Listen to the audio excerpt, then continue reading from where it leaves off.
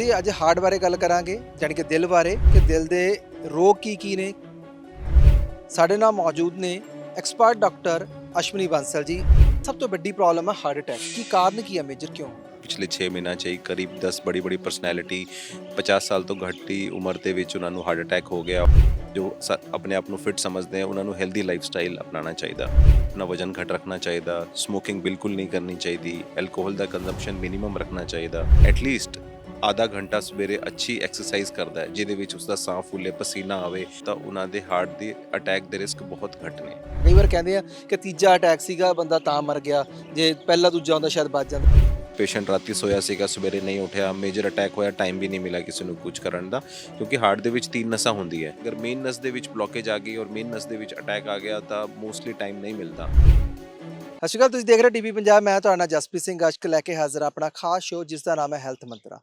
Health ਮੰਤਰਾ show ਦੇ ਵਿੱਚ ਅਸੀਂ ਤੁਹਾਨੂੰ ਵੱਖ-ਵੱਖ ਡਾਕਟਰਾਂ ਨਾਲ ਮੁਲਾਕਾਤ ਕਰਾਉਂਦੇ ਰਹਿੰਦੇ ਹਾਂ, ਤੁਹਾਡੀ ਸਿਹਤ ਬਾਰੇ ਜਾਣੂ ਕਰਾਉਂਦੇ ਨੇ, ਕਿਵੇਂ ਬਿਮਾਰੀਆਂ ਤੋਂ ਬਚਣਾ ਤੁਹਾਨੂੰ ਦੱਸਦੇ ਰਹਿੰਦੇ ਨੇ। ਅੱਜ ਜਿਹੜੇ ਡਾਕਟਰ ਨੂੰ ਅਸੀਂ ਤੁਹਾਨੂੰ ਮਿਲਾਉਣ ਜਾ ਰਹੇ ਹਾਂ, ਉਹ ਹਾਰਟ ਦੇ ਐਕਸਪਰਟ ਨੇ। ਅਸੀਂ ਅੱਜ ਹਾਰਟ ਬਾਰੇ ਗੱਲ ਕਰਾਂਗੇ, ਜਾਣੀ ਕਿ ਦਿਲ ਬਾਰੇ, ਕਿ ਦਿਲ ਦੇ ਰੋਗ ਕੀ ਨੇ, ਕਿਵੇਂ ਹਾਰਟ ਅਟੈਕ ਜਿਹੜਾ ਘੱਟ ਉਮਰ 'ਚ ਆਉਣ ਲੱਗ ਗਿਆ, ਕਿਵੇਂ ਬਚਾਇਆ ਜਾ ਸਕੇ। ਸਾਡੇ ਨਾਲ ਮੌਜੂਦ ਨੇ ਐਕਸਪਰਟ ਡਾਕਟਰ ਅਸ਼ਵਨੀ ਬਾਂਸਲ ਜੀ। ਬਾਂਸਲ ਸਾਹਿਬ, ਬਹੁਤ ਬਹੁਤ ਸਵਾਗਤ ਹੈ ਤੁਹਾਡਾ। ਨਮਸਕਾਰ ਜੀ। ਬਾਂਸਲ ਸਾਹਿਬ, ਸਭ ਤੋਂ ਪਹਿਲਾਂ ਹਾਰਟ ਦੀ ਆਪਾਂ ਜਿਹੜੀ ਅੱਜ ਪ੍ਰੋਬਲਮ ਡਿਸਕਸ ਕਰਨੇ, ਸਭ ਤੋਂ ਵੱਡੀ ਪ੍ਰੋਬਲਮ ਹੈ ਹਾਰਟ ਅਟੈਕ। ਅੱਗੇ ਸੁਣਦੇ ਸੀਗੇ ਕਿ ਵੱਧ ਉਮਰ ਦਾ ਬੰਦਾ ਹੈ ਉਹਨੂੰ ਹਾਰਟ ਅਟੈਕ ਹੋ ਗਿਆ ਆ, ਪਰ ਹੁਣ ਅੱਜ ਬਹੁਤ ਘੱਟ ਉਮਰ ਵਾਲਿਆਂ ਨੂੰ ਵੀ ਹਾਰਟ ਅਟੈਕ ਹੋਣ ਲੱਗ ਗਿਆ। ਕੀ ਕਾਰਨ ਕੀ ਹੈ, ਮੇਜਰ ਕਿਉਂ ਹੁੰਦਾ ਹੈ? ਇੱਕ ਬਹੁਤ ਹੀ ਬੜੀ ਸਮੱਸਿਆ ਹੈ ਅੱਜ ਕੱਲ੍ਹ ਦੀ ਸੋਸਾਇਟੀ ਦੀ ਆਪਣੀ। ਅਗਰ ਤੁਸੀਂ ਦੇਖੋਗੇ ਕਿ ਪਿਛਲੇ 6 ਮਹੀਨਿਆਂ 'ਚ ਹੀ ਕਰੀਬ 10 ਬੜੀ ਪਰਸਨੈਲਿਟੀ 50 ਸਾਲ ਤੋਂ ਘੱਟ ਦੀ ਉਮਰ ਦੇ ਵਿੱਚ ਉਹਨਾਂ ਨੂੰ ਹਾਰਟ ਅਟੈਕ ਹੋ ਗਿਆ, ਔਰ ਜੋ ਕਿ ਇੱਕ ਪ੍ਰੋਡਕਟਿਵ ਮੈਂਬਰ ਸੀਗੇ ਸੋਸਾਇਟੀ ਦੇ, ਉਹਨਾਂ ਦੇ ਬੱਚੇ ਵੀ ਸੈਟਲ ਨਹੀਂ ਸੀਗੇ, ਉਹਨਾਂ ਨੂੰ ਹਾਰਟ ਅਟੈਕ ਹੋ ਗਿਆ ਤਾਂ ਫੈਮਿਲੀ ਵਾਸਤੇ ਵੀ ਬਹੁਤ ਬੜੀ ਪ੍ਰੋਬਲਮ ਖੜੀ ਹੋ ਗਈ। ਤਾਂ ਸਾਡਾ ਮੇਨ ਟਾਰਗੇਟ ਇਹ ਰਹਿਣਾ ਚਾਹੀਦਾ ਕਿ ਸਾਨੂੰ ਜੋ ਵੀ ਯੰਗ ਪੇਸ਼ੈਂਟ ਹੈਗੇ, ਜੋ ਯੰਗ ਬੰਦੇ ਹੈਗੇ, ਜੋ ਆਪਣੇ ਆਪ ਨੂੰ ਫਿਟ ਸਮਝਦੇ ਆ, ਉਹਨਾਂ ਨੂੰ ਹੈਲਦੀ ਲਾਈਫ ਸਟਾਈਲ ਅਪਣਾਉਣਾ ਚਾਹੀਦਾ। ਹੈਲਦੀ ਲਾਈਫ ਸਟਾਈਲ ਦੇ ਵਿੱਚ ਕੀ ਹੈ ਕਿ ਉਹਨਾਂ ਨੂੰ ਆਪਣਾ ਵਜਨ ਘੱਟ ਰੱਖਣਾ ਚਾਹੀਦਾ, ਸਮੋਕਿੰਗ ਬਿਲਕੁਲ ਨਹੀਂ ਕਰਨੀ ਚਾਹੀਦੀ, ਐਲਕੋਹਲ ਦਾ ਕੰਜ਼ੰਪਸ਼ਨ ਮਿਨੀਮਮ ਰੱਖਣਾ ਚਾਹੀਦਾ। ਉਹਨਾਂ ਨੇ ਅਗਰ ਉਮਰ 35 ਸਾਲ ਤੋਂ ਵੱਧ ਹੈ ਔਰ ਫੈਮਿਲੀ ਦੇ ਵਿੱਚ ਹਾਰਟ ਦੀ ਬਿਮਾਰੀ ਕਿਸੇ ਨੂੰ ਪਹਿਲਾਂ ਹੋ ਚੁੱਕੀ ਹੈ ਤਾਂ ਡਾਇਬੀਟੀਜ਼ ਦਾ ਚੈੱਕਅਪ ਕਰਾਉਣਾ ਚਾਹੀਦਾ ਕਿ ਡਾਇਬੀਟੀਜ਼, ਸ਼ੂਗਰ ਤਾਂ ਨਹੀਂ ਹੈ ਉਹਨਾਂ ਨੂੰ। ਅਤੇ ਉਹਨਾਂ ਨੂੰ ਬਾਕੀ ਬੇਸਿਕ ਬਲੱਡ ਟੈਸਟ ਕਰਾਉਣੇ ਚਾਹੀਦੇ, ਲਿਪਿਡ ਪ੍ਰੋਫਾਈਲ ਹੋ ਗਈ, ਬਾਕੀ ਕਿਡਨੀ ਦੇ ਟੈਸਟ ਹੋ ਗਏ।